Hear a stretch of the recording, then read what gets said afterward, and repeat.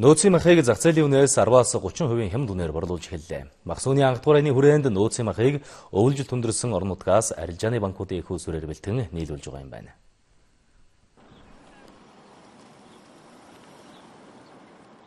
Нөөцийн махыг нийслэлийн 100 гаруй худалдааны төв дархан Эрдэнэт хотуудад борлуулж байна. Үхрийн ястай мах 5750, хоньны ястай мах 5400 төгрөг, ямааны ястай мах 4400 төгрөгийн үнэтэй байна. Энэ нь зах зээлд худалдаалж байгаа махны үнэтэй харьцуулахад үхрийн мах 38%-аар, хоньны мах 26%, ямааны махыг 9%-аар тус хямд үнээр борлуулж байна гэсэн үг ээ.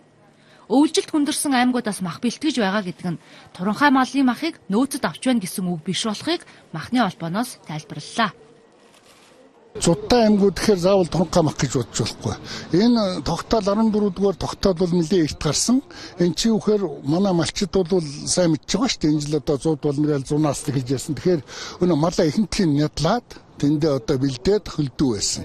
Тэр одоо бэлэн бэлтгэсэн махыг наашин татаж явчихсахаас 12 1 сард мал нийтлэнэ гэж байхгүй. Нөөцийн махны чанарын тал дээр энэ жил ямар нэг асуудал гомдол гарахгүй гэж салбарынхан үзэж байна.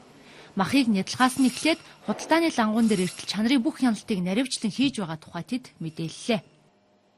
Чанарын хувьд ерөнхийдөө яг нэг буруу ойлголт байна л да. Бас нэг нөөцийн мах гэхээр нэг олон удаан хадгалсан мах гэж ойлгодог. Бидний хувьд бол энэ бол удаан хадгалаагүй. Энд чинь өөрөө хамгийн сүүлийнх нь гэж одоо 2 сар 3 сар тий. Зарим хамгийн бүр ингээ зарим 4 сарын 1-2 мөртөндөө бэлтгэсэн дандаа шинэ мах байдаг. Махсууны анх дугаар айны хүрээнд 12 аж ахуй нэгж малчтаас 15 мянган тонн махыг авч бэлтгэсэн. Энэ нь иргэдийн хавар зууны махны хэрэгцээг бүрэн хангах хэмжээний нөөц гэж салбарынхан тооцож байна.